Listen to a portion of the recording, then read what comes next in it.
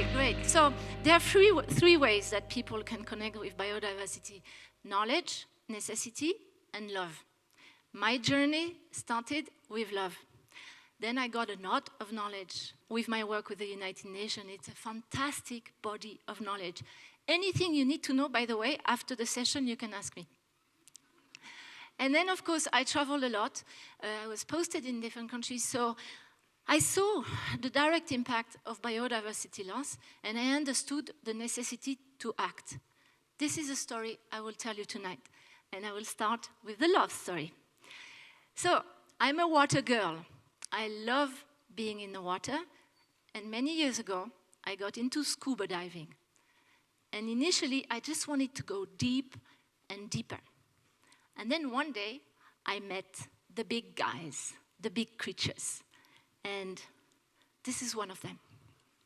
So this is a whale shark. It's 7 meters long. And I'm here. It's true, huh? And so it's a young male that I met on the west coast of Sri Lanka. And me and the other divers, we spent about 45 minutes, and we were about 20 meters deep. And I tell you, he was as interested in us as we were interested in him. It was just amazing. And what happened there? It is one of these times where I cried experiencing nature. I had water in my mask, and when I came back to the surface, the other divers had the same experience. So for me, nature is also very much about emotions.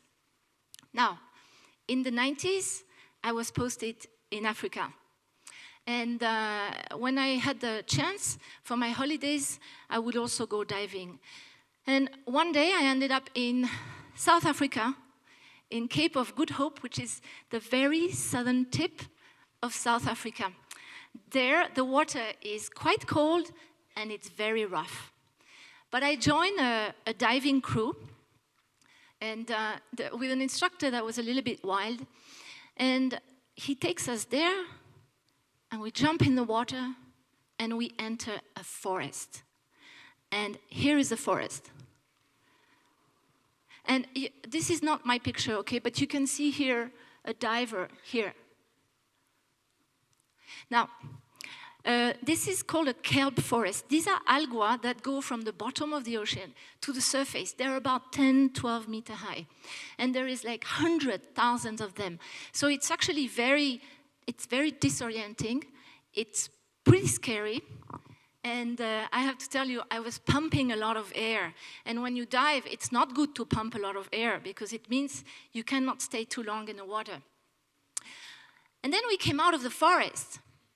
And we hit a wall, and this was a big rock wall, you know, maybe 15-meter wall. And I was like, I was a little bit confused, and I was cold, and I was annoyed because, you know, I had gone through the forest, it was hard enough, and then I was hitting a wall. And that's when the instructor took my hand, and he made these signs.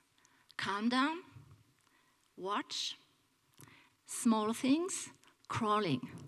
And he took me this close to the wall. And that's when the magic happened. There were so many living creatures on the wall. Tiny crabs, little shrimps, beautiful sea flowers, worms. And these worms, they can be all sorts of colors. So the wall was like a city. It was full of life. I tell you, I was in awe. And this is one of the times where I felt like Alice. I had crossed the mirror into Wonderland. This was really a wonderful experience. And then I went back to the surface. I was shaking, but I was transformed. And I show you one painting. So this is an artist called Lunning. And I like to see myself here. This is me. When I'm in nature, I'm very happy. And you've heard already about problems, threats, etc. But what I hope we can also share today or inspire today is how we can be so happy in nature. This is my case. Now, later, I also saw the very dark side, and we heard about it a little bit. And I call it, when it comes to water, I call it the killing fields. And this is the killing fields. So, when you dive at night, this is a time when fishermen go out in the sea. So you see a lot of the fishing nets, and you see the fish caught in it. But this picture here is about ghost net. So these are nets, fish nets, that are abandoned. They've fallen into the ocean, and animals get caught. And when you dive, it's horrible because some of the animals are not dead. They are still struggling, and some of them are. You can see they are suffocating. So it's really a terrible, terrible sight. Now you might think, well, okay, but this doesn't relate to Armenia. But do you know how many kilos of fish nets are collected from Lake Sevan on an annual basis? Does anyone know? More than 2,500 kilos. So this picture, except for the fish species, could actually be taken in Lake Sevan. And by the way, Lake Sevan, I was there about a month ago, and the beach were littered with plastic. So we also have that side of the story. But I want to tell you something else that is very strange about the underwater world. When you come back to the surface, it disappears. So when you are having your drink by the beach at the sunset, you admire the colors of the sky, you hear the birds, you hear the waves, you are happy, but you never ever think about the world that is under the surface of the water. It's gone. It's forgotten. It's invisible. And I believe that this is one of the reasons why we don't ask faster to protect biodiversity. And it's the same thing for all of us who live in cities, and especially for the kids who have been raised in cities and have never really gone into nature. We don't know, we don't feel, we don't smell, we don't care. And sometimes even we are scared of nature. So 3 things came out of this diving experience for me. One is, as you can see, I'm totally in love with nature. 2 is, this is very personal, but I stopped eating fish and I stopped eating meat. And 3, what is my third point? I fell in love with the instructor, the diving instructor. But I won't talk about this tonight, okay? So now, let's move back to the 90s, and this will be a little bit more UN talk. In the 90s is the time when the world started to understand the global environmental threats, and the UN started to organize this big global conference. And there are many young people in the room, so maybe you don't know, or maybe you don't remember. But in 1992, the UN organized the Earth Summit in Rio de Janeiro. It was a fantastic moment.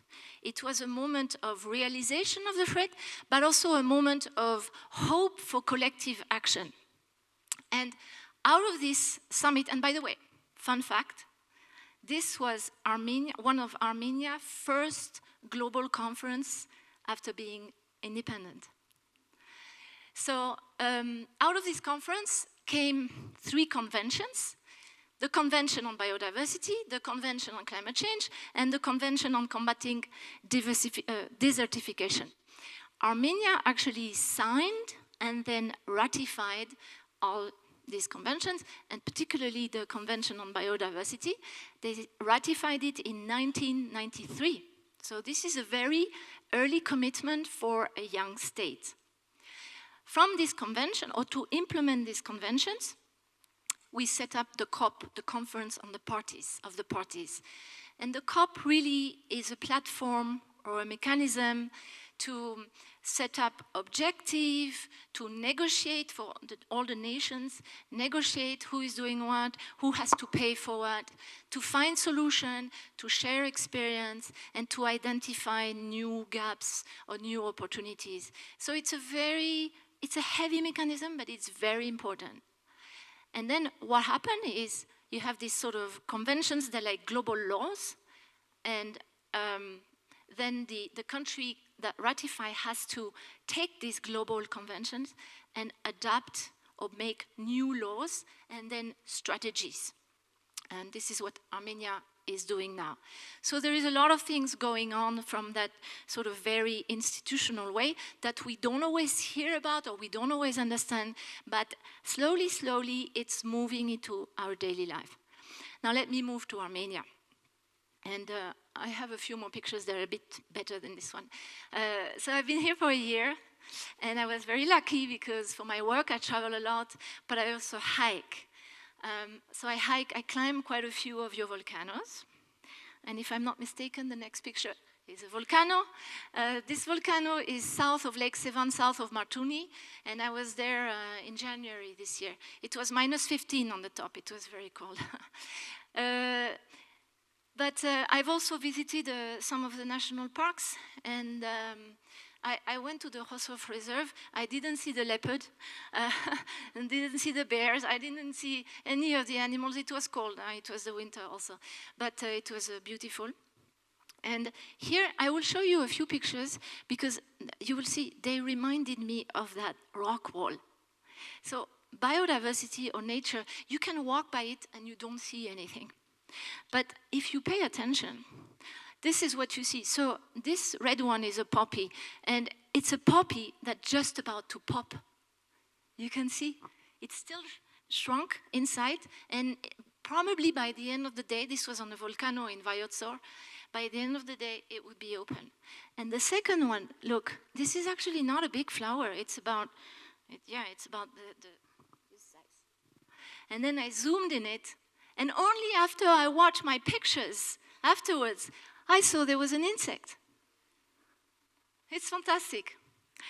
And then this one, this is also beautiful. This is called the Caucasian iris, and I saw it, or I found it, I was with a group, we were hiking above Azak Reservoir, and suddenly we see these things on the floor, these white things, and we are like, what is this? Because it was so visible. And then I recognized that it was an iris. We Googled it, and we found that this flower is or was on the Red Book for Armenia, and it was almost extinct. It's coming up again. So there are some good news, but this is really, really gorgeous. So, you know what I took out of this year is when I came here, so I'm a UN official. So before I come and upon my arrival, I get a lot of briefing. I get political briefing. I get security briefing. I get economic briefing. I heard about the high-tech sector in Armenia. So many things I was briefed on. I tell you, not one single person told me about Armenia biodiversity and Armenia being a biodiversity hotspot. So I had to learn all this on my own. And I'm very happy that we have this type of event because obviously we need to do a lot more awareness raising. But like in the water, there is a dark side of Armenia's nature. And you know about it. It's about air pollution. It's the water pollution. It's the landfills that are burning. There was one burning yesterday, south of or west of the city. It's deforestation. And from the UN perspective, what we also know is the most vulnerable people are affected by this dark side. So the children are the most affected by air pollution, the elderly people, the vulnerable communities in the rural area. So this is something we pay a lot of attention to. And I want to show you a little example of something that happened to me a few weeks ago. It's an example of what I call the trade-off. So on Easter Sunday, this was in April, I went to Artanish Peninsula. I don't know if you know where it is, but it's on the east side of Lake Sevan. So we climbed this mountain. Actually, we continued. But this is one of the beautiful views. It's gorgeous, right? It's really, and you know, the east side of Sevan is very quiet. But before we climbed, we were walking on the beach. So this is inside Sevan National Park on Easter Sunday. And this is what we found. This is me taking pictures, okay? So these are real pictures. Two big excavators, they were digging the beach and they were loading 10 trucks.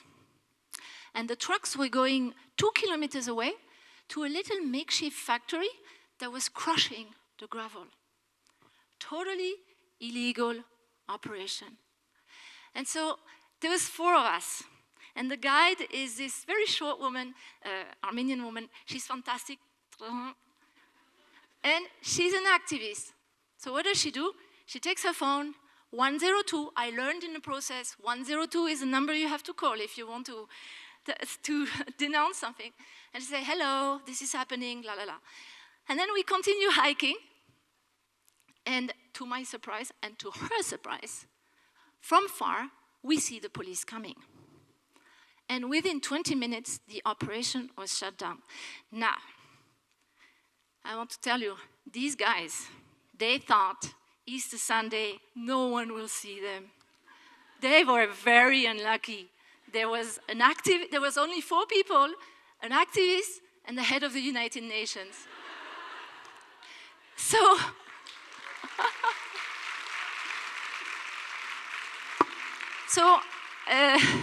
this picture actually was sent to quite a lot of people, and these guys are in trouble now. But why I say this is not to point the finger at them, because it was a criminal activity. But I say this because this is a perfect, and it's a very simple example of a trade-off. On one side, we want to protect nature, we want to protect the soil, the lake, biodiversity. And then on the other side, we have communities that live in very harsh area. You know, in Sevan, it's 2,000 meters. There is not a lot of things you can grow at 2,000 meters. There is not a lot of activity on the other side of Sevan. It's near the border. It can be an insecure area. You don't have a lot of shopping mall there. And so, you know, it's not easy for people to find good economic activities. Now, it's not a justification for doing something illegal, but we have to understand the trade-off. And such trade-off, there is thousands of them. When it comes to agriculture, the mining sector, the construction. And what we try to do at the United Nations is to say, look, we have to stop thinking this is either or. We really have to find a balance. And we have to build sustainable solutions for the communities, and we have to promote what we call this green transformation and this just transition. The just transition is how do we move from this resource-intensive economy to a green economy where the most vulnerable, like these communities in Lake Sevan, where inequalities don't increase. It's tricky, but it's feasible. You just have to focus on it. You have to make extra effort. And I come to my last set of points. This is on what's the future. And there is, 4 or 5 points. One is, as I said earlier, we have to raise awareness. This is very clear for me that there is so little awareness and interest, and we have to increase the knowledge, the local knowledge. And we need a lot more data. And why I talk about data, just a quick example, I showed you the volcano. So I Google and I find, there is 129 volcano in Armenia. This is very unique. Actually, it's something that should be put, as a touristic attraction. But then you Google another time and you find, there is 550 volcano in Armenia, right? So, and then I asked an official and he told me it's 300. So I'd like to know how many volcanoes are in Armenia. And so data is very important. I mean, I'm joking. I mean, this is actually, I did this, but it's very serious. And I say this because this is one area where the high-tech sector could really help. And high-tech consume a lot of energy. They need to pay back.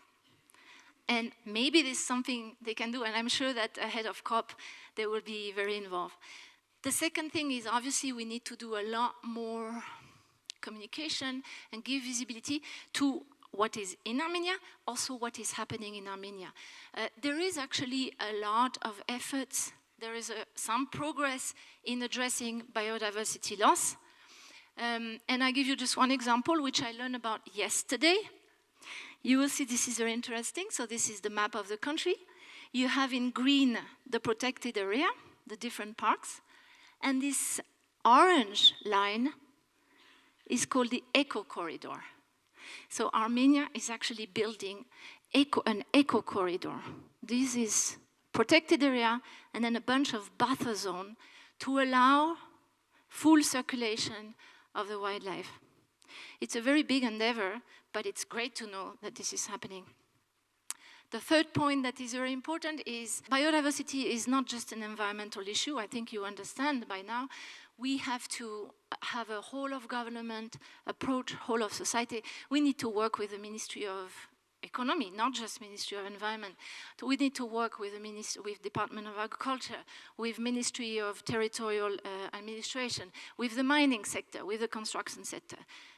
And we need to make sure that when we calculate the GDP, we value the losses and the liabilities from the destruction of the environment and of biodiversity. Because when you damage an ecosystem that gives you pure water, then you need to build another system, and this costs millions. So this is a shift on how we calculate GDP, something that we are advocating. Another thing is, and last point maybe, we really need to activate or to empower agents of change. And this is the young people.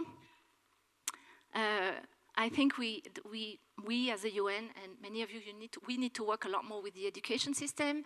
We want to have more young people, more students going into environmental science. And we really want to, from the young age, we want to make sure the kids understand and are interested in nature. We are working with the communities. We have to work with consumers, all of you. We need to know what we are eating, what's in everything we purchase, and of course with the private sector. COP coming to Armenia is a game changer.